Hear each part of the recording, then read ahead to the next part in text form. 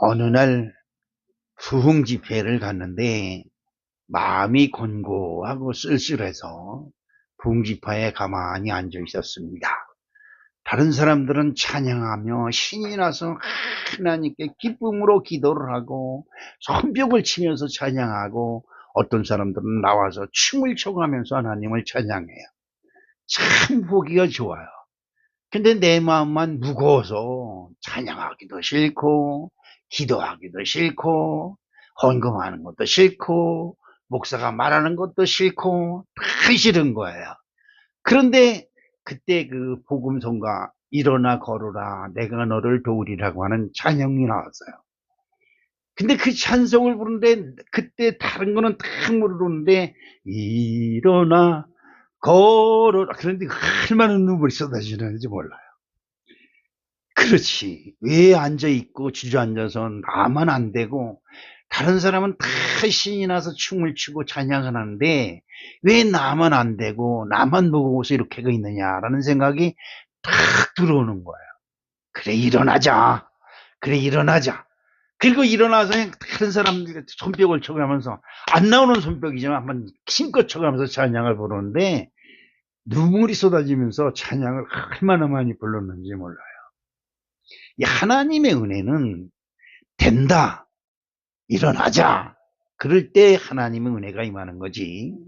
안 돼, 에이 되긴 뭐가 돼, 이러고 있으면 하나님도 나도 싫어, 나도 너가 싫어, 되긴 뭐가 돼, 이러고 안 쳐다보는 거예요. 여러분, 이스라엘 백성들이 430년, 말이 430년이지 430년이면 그때 당시로 보면 한 10대가 지나가요. 10대. 10대 손이면 할아버지 증고 이렇게 해가지고 10대 손이 내려가요. 400년의 세월이죠. 우리가 이시줄 손이 500년의 세월이라고 하잖아요.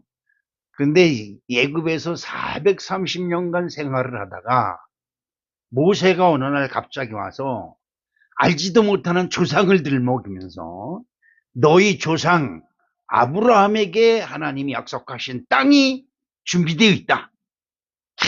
우리 그 땅으로 가자. 이 말에 이 애굽에서 있던 이스라엘 백성들이 다 들고 일어납니다. 야, 우리에게 땅이 있다니.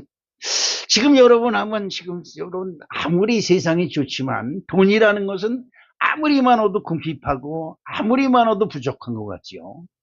근데 여러분에게 알지도 못하던 조상이, 야, 일제시대 때 아니면 그 전에 숨겨놓던 땅이 우리에게 탁 나타났다고 생각을 해보세요. 실질적으로 있어요. 일본 사람들한테 다 뺏겼던 땅을 수백억, 수천억 정도 되는 땅을 찾는 사람이 며칠 전 신문에 보니까 나오더라고요. 그 조상들은 그냥 땡 잡은 거지요. 마른 하늘에 날벼락이 내린 게 아니라 돈벼락이 떨어진 거죠. 이스라엘 백성들에게 이런 소식이 들린 거예요. 그렇죠? 너희에게, 너희 조상 아브라함과 이삭과 야곱에게 약속하신 땅이 있다. 여러분, 그 땅이 그냥 땅이 아니라 아름답고 광대하고, 여러분, 젖과 꿀이 흐르고 얼마나 좋은 땅인지 모른다는 소식이 들으면 여러분 어떻습니까? 이것보다 더 기쁜 것이 없지요. 그래서 20세 이상 남자만 60만 명. 대단한 거예요.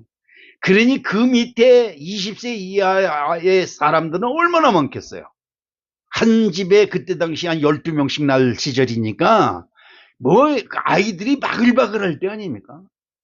그러니 얼마나 많겠습니까? 그런데다가 거기다가 여자분들은 남자 하나에 여자 하나씩 있다고 한다면 보통 많은 인구가 아니에요. 그 인구가 다 일어나서 조상이 우리에게 준 땅으로 가자! 그리고 다 나왔어요. 이건 큰 역사입니다. 보통 큰 역사가 아니에요. 자, 왜 나왔다고요? 조상이 남겨준 땅으로 간다 이 말이죠.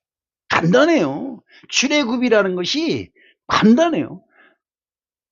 잃어버렸던 조상이 잃어버렸던 땅을 우리 애기가 다시 찾았으니까 가자. 그리고 간 거예요. 그래서 광야로 들어갔어요. 어디로 간다고? 조상이 남겨준 땅으로 간다고. 그런데 여러분, 문제가 생겼어요. 무슨 문제가 생겼냐? 애굽에서 나온 그 남자 60세 이상만 60만 명. 그럼 여자까지 합하면 120만 명. 아이들까지 합하면 몰라요. 숫자가 얼마 되는지 몰라. 내가 나보지 않았으니까. 그 많은 백성들이, 애굽에서 나온 백성들이 싹 광야에서 다 죽습니다. 그리고 광야에서 새로 태어난 사람들 40년이니까요. 출애굽하고 홍해를 건너서 낳기 시작한 아이가 40살이 되는 거예요. 그때가 돼서야 조상들이 숨겨둔 땅이 확 열렸어요. 이게 무슨 말일까? 무슨 이야기가 이렇게 될까? 이 말이에요. 성경이에요. 성경이 그렇게 스토리를 말씀을 하고 있습니다. 자, 성경을 한번 봅시다. 출애굽기 13장 17절.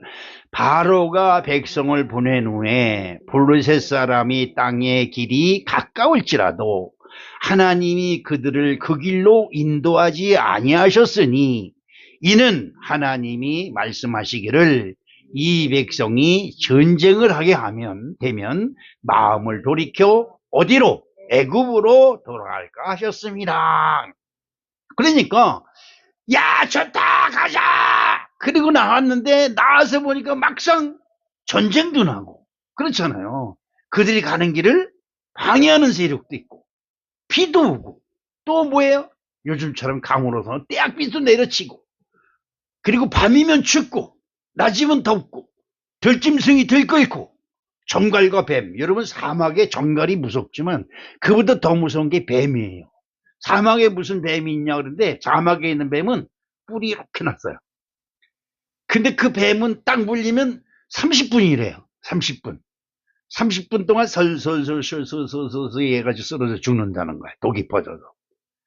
그렇게 무서운 곳이에요. 그러니까 조상이 숨겨둔 땅, 조상이 우리에게 물려준 땅으로 가자라는 것은 좋은데 그 가는 길 속에 생겨나는 모든 것들을 볼 때마다 이거 야 가지 말고 가자. 어디로? 애굽으로 돌아가자. 이런 거예요. 사람의 목표가 조상이 우리에게 준 땅으로 가자. 그래서 그 땅만 바라보고 가는 거예요. 전갈이 있으면 때려잡고 뱀이 있으면 잡아서 끓여 먹고 뱀 먹으면 안 되는지 모르겠지만 하여튼 끓여 가면서 낮에 뜨거우면 침농쿨이라든지 나무 잎사귀를 쪄서 우산을 만들고 비 오면 그 속으로 피하고 이래 가면 되는 거예요. 근데 이스라엘 백성들은 이게 뭐야? 우리는 이런 게 싫어. 조상 땅 이거 먹고 다 집어치고 어디로 가자? 애굽으로 돌아가자. 여러분 성경 속에서 보니까 40년이 걸려서 들어간 그 젖과 꿀이 흐르는 땅, 아브라함과 이삭과 약속에게 주신 이삭에게 주신 땅은 숨겨놓은 땅이 애굽에서 거기까지 가는데 어른이 슬슬슬 걸어가도 한 달이면 넉넉하게 들어간다는 거예요. 근데 그때 당시에 사람들이 사막길을 가려면 낙타를 타요. 낙타는 쭉 걸어가지고 한 번도 쉬지 않고 한 달 동안 걸을 수가 있어요. 낙타는. 그래 물도 안 마시고 그렇게 갈 수 있다는 거예요. 그러니까 낙타 타면 하나도 힘들지 않고 갈 수가 있는 것이 그 젖과 꿀이 흐르는 땅이에요. 근데 한 달 만에 가야 되는 땅을 40년이 걸려서 못 갔어요. 그럼 누가 갔어요? 그 후손들이 광야에서 난 자식들이 갔다는 거예요. 그렇죠. 하나님께서 그들 조상에게 약속하신 언약의 땅으로 가기 위해 430년의 터전을 벌이고 나온 사람들이었지만 안타깝게도 애굽의 버릇을 버리지 못해서 버림을 받았고 광야에서 새로 태어난 사람들만 젖과 꿀이 흐르는 땅에 들어갈 수 있었다는 것입니다. 1세대, 믿음의 1세대가 그래서 어려운 거예요. 아브라함이 뭐예요? 믿음의 1세대잖아요. 믿음의 1세대이기 때문에 매일 세상적 마음을 가지고 있어서 결국은 뭘 해요? 자기 마누라를 내 누이라고 속여서 자기 목숨을 부지하려고 하는 아주 약업 빠진 사람이에요. 근데 그것을 누가 본받아서? 이삭이 본받아서 이삭도 자기 부인을 팔아서 자기를 살려고 하는, 자기 목숨을 보존하려고 하는 그런 약색 바른 짓을 해요. 근데 야곱은 3대 가서, 그렇죠? 아브라함의 손주 야곱은 자기 부인 여자를 얻기 위해서 몇 년간? 14년간 머슴살이를 합니다. 참 대단한 거죠. 7년, 14년 동안 머슴살이를 하면서 부인을 얻고, 그리고 그 부인의 여종들까지도 자기 부인으로 만들어서 부인을 4명씩이나 만듭니다. 이게 이스라엘 민족의 비극의 시작이에요. 비극. 그렇죠. 자, 로마로 가면 무슨 법을 따르라? 로마 법을 따르라. 아이고, 너무나 잘 알아. 그치? 야, 교회 나오면 무슨 법을 따르라? 아이고, 알기를 너무 잘 알아. 여러분은 성도예요. 누가 뭐라고 그러든 여러분은 성도입니다. 우리 같이 한번 봅시다. 나는 성도다. 성도. 거룩히 구별한 거룩한 도를 따르는 사람. 거룩한 도. 뭐예요? 하나님은 거룩해요. 그 거룩하신 분의 입에서 나온 말씀을 도리죠. 그 도리를 따라가요. 그래서 거룩한 성도. 그래서 거룩히 구별된 사람. 이렇게 얘기를 하는 것입니다. 근데 이스라엘 백성들은 하나님의 인도함을 받아서, 물론 하나님의 명령을 받은 모세의 인도함을 받아서 홍해를 건넜어요. 홍해를 건넜다는 것은 다시는 애굽으로 못 들어간다는 거예요. 이거 여러분 잘 알아셔야 돼요. 교회 안 다니면 되지. 그럼 죽는 거예요. 빠져 죽어요. 어디에? 홍해에 빠져 죽어요. 그러니까 여러분 이 광탄에서도 여러분 만나겠지만 교회 뭐 청년 때 또 교회에서 결혼식까지 한 사람들 뭐 이런 사람들 많을 거예요. 성가대도 하고 주일학교 학생들.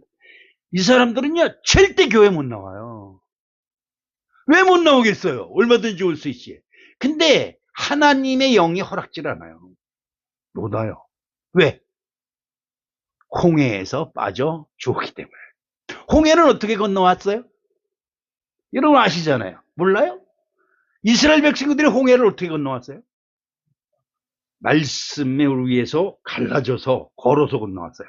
그 갈 때는 못 타고 가야 돼. 배 타고 가야 돼요. 그러니까 죽는 거예요. 못 가요. 갈 수가 없어요. 갈라져서 건너온 땅을 배 타고 건너갈 수가 없는 거예요. 무슨 말인지 이해가세요? 그래서 죽는 거예요. 그래서 죽는 거예요. 자, 이스라엘 백성들은 자기들의 목표가 뭐다? 하나님께서 우리 조상에게 숨겨준 땅 거기로 가는 것이에요. 목표가. 그런데 광야길을 가면서 그 목표를 잃어버렸어요. 여러분들이 교회 나와서 은혜를 받고 예수 그리스도의 십자가, 예수님이 십자가에서 나의 모든 죄와 저주를 다 못 박아주셨다. 그러므로 나는 자유로운 사람이 되었으며 천국 백성이 되었으며 저주받은 사람이 아니라 복이 되었다 이 말이에요. 여러분, 하나님이 아브라함에게 주신 말씀 중에 최고의 말씀이 뭐예요? 너는 복이다. 너는 복이다 이 말이에요. 여러분 따라합시다. 나는 복이다. 할렐루야. 그것마저도 따라서 하기 싫으면 아까 목사님처럼 일어나서 찬송 부르면서 울어요. 그러면 내가 기어코 결국 복이 되었구나라는 것을 느끼게 될 겁니다. 그렇지요. 그런데 이 이스라엘 백성들이 그래 가자. 우리 조상이 우리에게 남겨준 땅으로 가자. 그러고 가면 돼요. 그런데 그 길을 가면서 뭘 바라봐요? 땅에 정갈이 있는 거 바라보고 뱀이 어디로 나오나 그거 바라보고 있어요. 아, 뱀이 나오면 밟고 지나가면 되지. 아, 비가 오면 좀 맞으면 되고, 야, 나 키 자라게 아니라고 비가 오나 보다. 아니면 야, 머리에 비료 주시나 보다. 이러면서 맞고 가면 되는 거지. 비가 와서 싫고 비가 안 와서 싫고, 그렇죠. 물이 많아서 싫고 물이 없어서 싫고, 풀이 없어서 싫고 풀이 너무 많아서 싫고, 이렇게 원망불평하다가 결국은 어떻게 돼요? 하나님으로부터 버림을 당합니다. 요한복음 3장 3절을 보십시다. 예수께서 대답하여 이르시되 진실로 진실로 내게 이르노니 사람이 거듭나지 아니하면 하나님 나라를 볼 수 없느니라. 거듭난다는 게 뭐예요? 엄마에게서 다시 난다는 것이 거듭난다는 거예요. 우리들 생각은 그래요. 근데 예수님은 설마 아니 자기 제자들에게 너 엄마 뱃속에 들어갔다 다시 나와? 그렇겠어요? 그게 아니죠.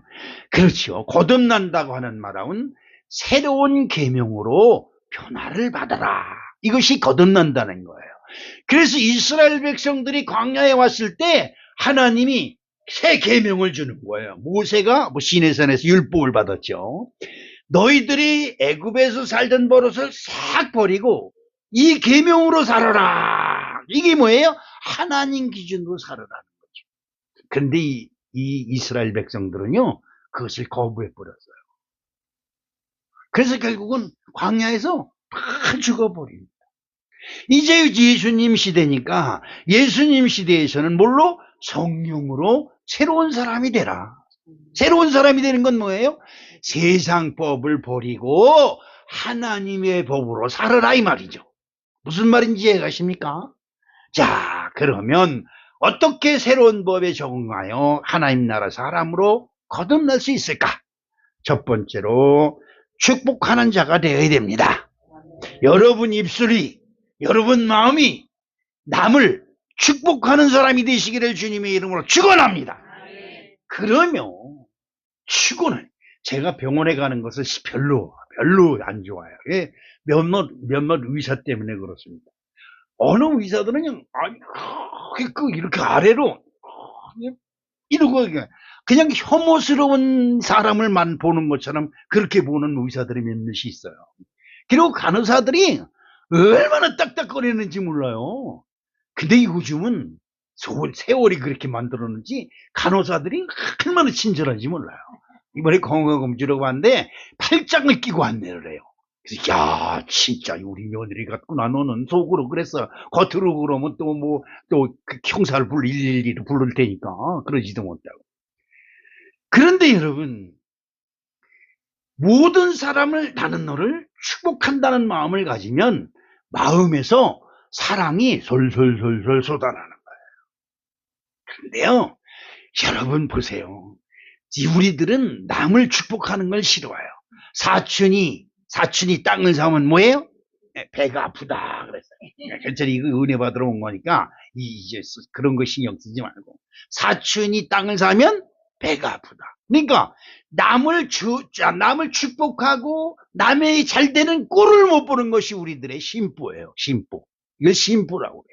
그런데 성경은 우리에게 말씀하시기를 너를 박해하는 자를 축복하라고 말씀하고 있습니다. 성경을 볼까요? 로마서 12장 14절에 너희를 박해하는 자를 축복하라. 축복하고 저주하지 말라. 전에는 내 감정대로, 내 마음에 생기는 대로 남을 비판하고 정죄하고 저주했어요.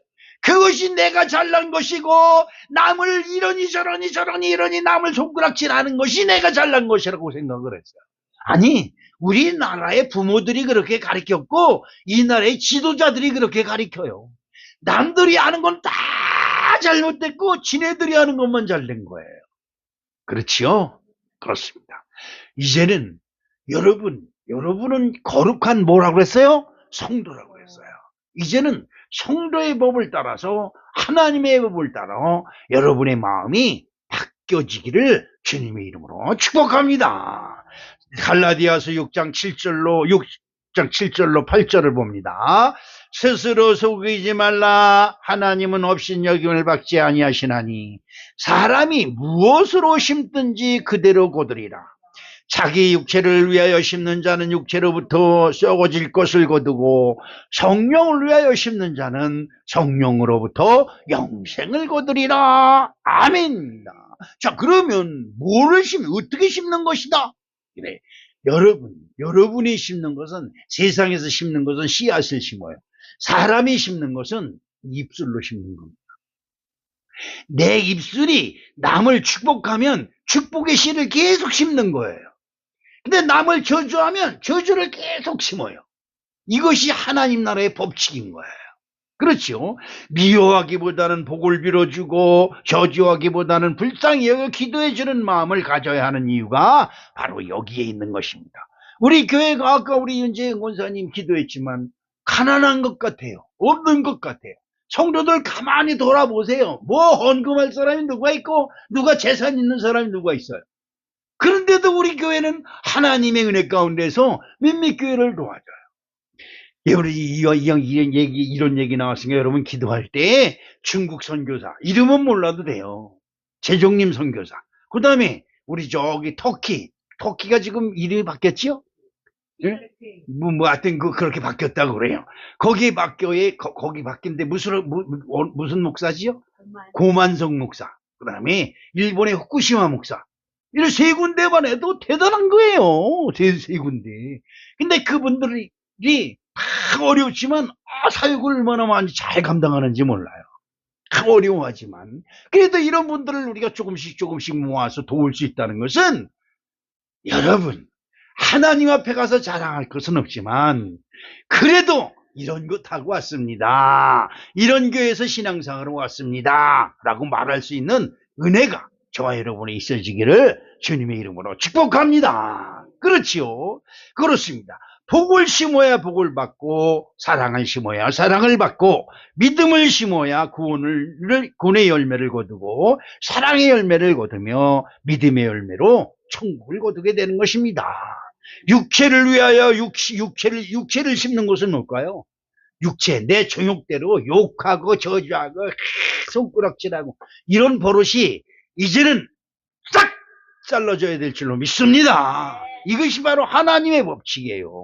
디모데전서 1장 15절에 봅니다. 믿보다 모든 사람이 받을 만한 이 말이요 그리스도 예수께서 죄인을 구원하시려고 세상에 임하셨다 하였도다. 죄인 중에 내가 괴선이랑 죄인 중에 내가 괴수가 뭐야? 두목이다 이 말이에요. 이것은 누구냐? 사도 바울. 하나님 예수님의 이름으로 사도가 된 바울이 이런 고백을 했어요. 그렇죠. 여러분 어떻습니까? 바울은 어떤 사람이에요? 예수 믿는 자들만 보면 눈에 불을 켜고 그를 잡아다가 오겠다가 누구 매를 두드려 패고 돌멩이로 치고 그리고 죽이기까지 한 사람이 바로 바울이라고 하는 사람이에요. 근데 그 사람이 하나님의 은혜를 탁 받더니 변화받았어요. 자기가 교회다 예수 믿기 전에 생각했던 모든 생각을 싹 져버리고 성령의 생각으로 싹 마음을 정리했어요. 그래서 예수 믿는 사람들을 죽여라! 가 아니라 예수 안 믿는 사람들을 살려라! 로 바뀐 거예요. 이거 얼마나 대단한 거예요. 이건 보통 큰일이 아닌 거예요. 그렇죠. 사도 바울은 이런 사람들의 말할 수 없는 사랑으로 하나님의 사랑을 입었기 때문에 내가 나 같은 죄인 날마다 죽어도 시원치 않은 나를 살리신 하나님이 너무 고마워서 조금이라도 하나님의 복음을 전하지 않으면 입에서 가시가 난다고 그럴 정도로 사도 바울은 열심으로 고백하고 일어난 사람입니다. 죄인 중에 계신 나를 구원하시려고 예수님께서 나의 죄를 대신해서 형벌을 받으시고 십자가에 죽으셨다고 하는 이 은혜가 너무 가슴에 사무치는 거예요. 그래서 고린도전서 15장 31절에 봅시다. 형제들아 내가 그리스도 예수 우리 주 안에서 가진 바 너희에 대한 나의 자랑을 두고 탄원하노니 나는 날마다 죽노라. 날마다 죽는 것이 뭐예요? 나의 자랑이다 이 말이. 그러니까 사도 바울은 모든 사람 앞에서 얼마나 겸손한 사람인지 몰라요. 얼마나 겸손, 날마다 죽는 것이 자기 자랑이야.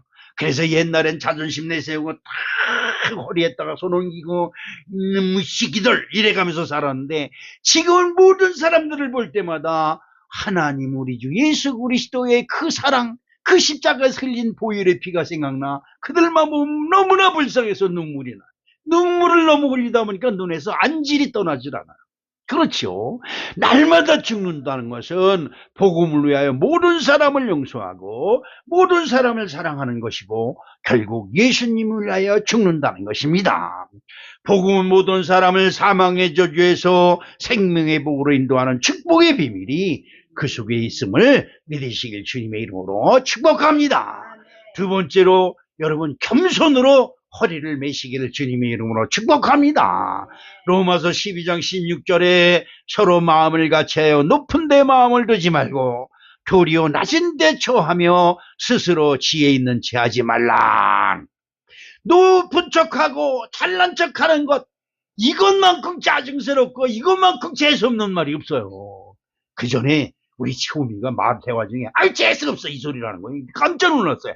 그럼 네 아빠가 재수없는 사람이냐? 그래. 그렇지요. 우리는 무심코 젊은 애들이 아주 그런 말 잘 써. 아이 재수없어 그래. 아이 그럼 재수없었으면 진짜 좋겠어요? 자기 스스로 재수없어 그래 놓고 재수 있기를 바래요. 이거 얼마나 미련스럽고 바보스러운 짓이에요. 아우 나는 복 있는 사람이야. 왜? 너 같은 사람을 만나서. 할렐루야. 아우 재수없어. 어떻게 저런 걸 나가 만났을까? 그러면 내가 복 있는 사람이 될까요? 남들을 깔보고 무시하는 말이 은연중에 들어보니까 내가 나를 깔보고 나를 무시하고 있는 거예요. 여러분, 이제는 마음이 바뀌어야 됩니다. 그렇죠? 예수님의 비밀로 저와 여러분이 복 있는 자가 되시길 주님의 이름으로 축복합니다. 잠언서 27장 2절 말씀을 한번 볼까요? 타인이 너를 칭찬하게 하고 내 입으로는 하지 말며 외인이 너를 칭찬하게 하고 내 입술로는 하지 말지니라. 그렇습니다. 저도 그래요. 나도 나를 자랑하고 싶은 마음이 여기서 근질근질 스물 올라와요. 근데 네가 잘난 게 개뿔이나 뭐가 있냐 자식아 이러면서 내가 나를 책찍으로 쳐요. 그러면 아멘 그리고 숙이는 거예요. 그렇죠. 예수님은 유대 이스라엘의 왕을 오셨습니다. 그렇죠. 유대 이스라엘 왕은 오셨지만 겸손의 나귀를 타고 예루살렘 자기 집으로 입성하셨습니다. 세상 사람들은 예수님이 왕궁 높은 곳에 앉아서 천하를 호령하는 왕이 될 줄로 믿고 그 앞에 그냥 옷을 벗고 깔고 호산나 다윗의 자손으로 오시는 이요 그러면서 춤을 추며 기뻐했는데, 그는 골고다 맨 꼭대기 십자가 사형틀에 매달리신 최고 높은 자리에 죄인으로 매달린 하나님의 아들 우리의 구세주요 이스라엘의 왕이 되셨습니다. 고린도전서 9장 19절 말씀을 봅니다.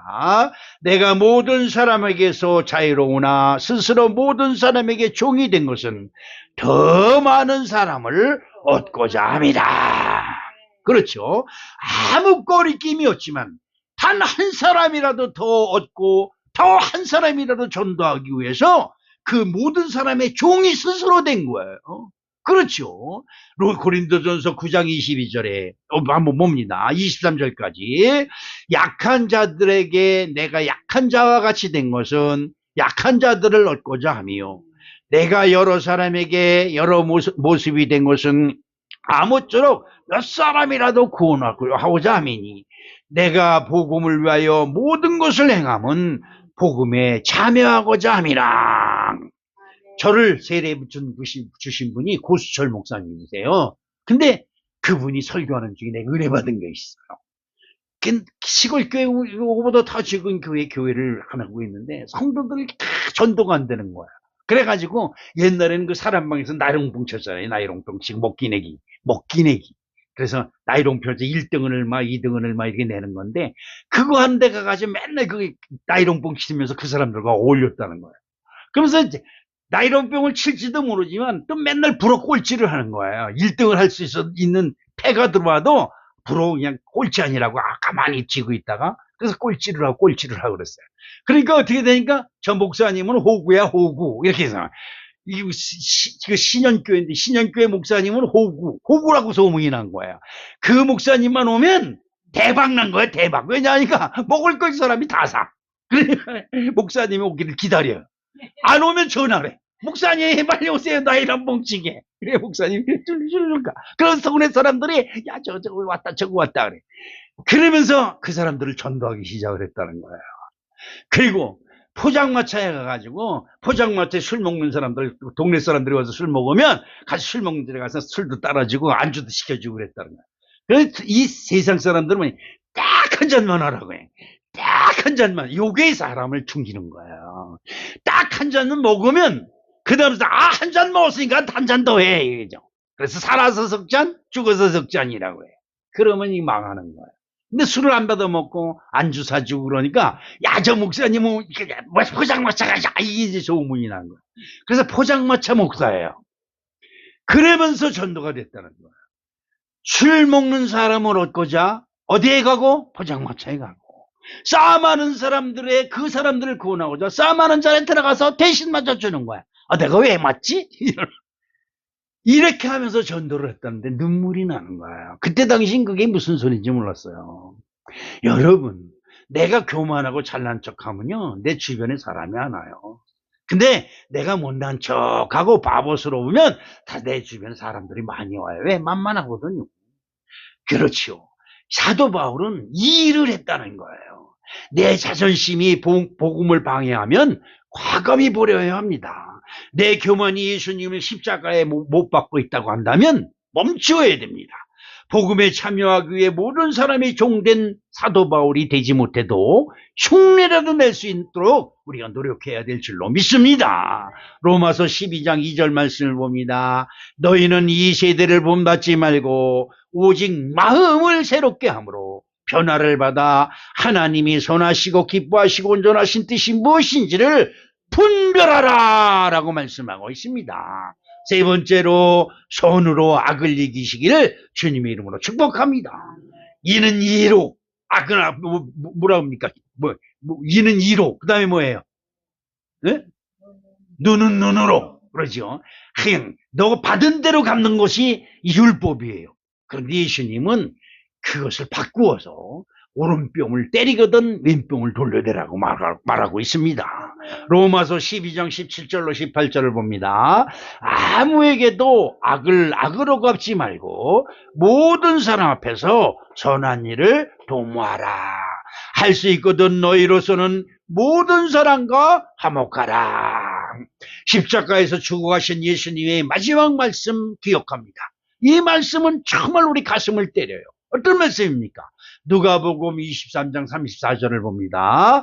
이에 예수께서 이르시되 아버지 저들을 사하여 주옵소서 자기들이 하는 것을 알지 못함이니이다 하시더니라. 그들이 그의 옷을 나눠 제비 뽑을세. 예수님이 십자가에서 피를 흘려가면서 죽어갈 때 그 옷을 뺏깁니다. 죽어가는 사람의 옷을 뺏겨. 그때 당시는 죽은 사람의 옷도 다 가져다가 자기네들이 입었어요. 그랬던 시절에 그 옷을 벗어서 그 죽어가는 예수님 앞에서 그 옷을 놓고 야 누가 갔나 제비 뽑자 이러고 있는 거야. 예수님이 그들을 보면서 여러분 어떻게 여러분을 옷을 벗기고 그 옷을 죽어가는 거나 말거나 상관하지 않고 여러분 앞에서 그 옷을 누가 갔는지 우리 제비 뽑자 가위바위보 하자. 그러면 여러분 어떻겠어요? 내려가서 그냥 때려 죽여. 얘 십자가 갖고 뭐고 나 안 해. 그냥 내려가서. 전 그런 생각해요. 예수님 그냥 십자가 갖고 뭐고 니들 이리 와. 내 다 죽여버릴 테니까. 그렇죠. 왜요? 예수님은 하늘의 천군천사를 부를 수 있는 능력을 가지고 있어요. 그런데 아무것도 그들 앞에서 행하지 아니하고 그들이 행하는 대로 순종을 해요. 때리면 때리는 대로, 발길질하면 발길질하는 대로, 놀리면 놀리는 대로, 심지어 침까지 뱉어요. 네가 그리스도냐? 그리고 침을 뱉어요. 선지자 노릇해라. 그리고 귀싸대기를 때려요. 그런 와중에도 그걸 다 받아들여요. 그리고 마지막에 자기 옷을 빼앗아서 그것을 벗겨서 누가 가질지 집이 복잡하는 그 사람들 향해서 하나님 아버지요, 저들을 용서하여 주시옵소서. 여러분, 이거는 정말 우리들이 본받아야 될 그리스도의 마음이요, 그리스도의 정신이 아니겠냐 생각이 듭니다. 그렇죠. 로마서 12장 19절에 이런 말씀을 합니다. 내 사랑하는 자들아, 너희가 친히 원수를 갚지 말고 하나님의 진노하심에 맡기라. 기록되었으되 원수 갚는 것이 내게 있으니 내가 갚으리라 주께서 말씀하시느니라. 여러분, 우리는 친히 내가 너 가만두지 않아 그냥 이러지 마세요. 이것이 사람마다 얼마나 미련한 짓인지 몰라요. 그렇죠. 우리들이 가장 좋아하는 주기도문. 그렇죠. 주기도문. 여러분, 할 수만 있거든. 기도가 안 나면 하루에 주기도문 100번씩만 하세요. 주기도문. 주기도문은 진짜 우리 예수님이 우리에게 친히 알려주신 기도의 핵심이에요. 그 핵심 중에 핵심이 뭐예요? 주기도문 중에 핵심 중에 핵심.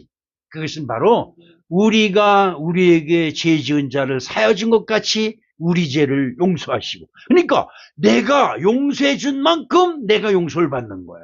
이건 뭐예요? 내가 축복한 만큼 축복을 받고 내가 사랑하는 만큼 사랑을 받는 거예요. 그렇죠? 그리고 교회 뭐 10년 다녀 20년 다녔네. 뭐 교회 10년 다 아무것도 없네. 이 말은 무슨 말이냐면 10년 동안 말씀을 따라 살지 않고 지멋대로 살았다는 거예요. 이건 잘 들으셔야 돼요. 지난 10일 날 그 안양 새중앙교회 그 목사님 한 분 오고 권사님들, 근데 교구 지도자 권사님들을 거기 가서 6분이 오셨어요. 우리 교회 와서 보더니 너무 이쁘다고 칭찬을 하고 그러는데, 그래도 우리 그 윤재영 권사님하고 전도사님 오셔서 그분들을 접대하고 그래서 너무 감사합니다만, 그분들이 오셔서 우리가 도울 것이 무엇일까요? 우리가 해드릴 것이 무엇이 있을까요? 이래갖고 말하는데 참으로 너무 고맙더라고. 난 30년이 넘었지만 우리 교회 와서 도와주겠다고 하시는 사람도 그 사람 처음이에요. 도움 받는 것이 익숙하지 않았기 때문에 그래요. 근데 8월 23일 날 다시 주일날 오셔서 전도법에 대해서 여러분에게 강의를 좀 잠깐 알려주고, 또 도시락도 친히 그분들이 주문해서 가져와서 또 여러분과 같이 식사를 하는데 친교를 나누고 싶다 그래요.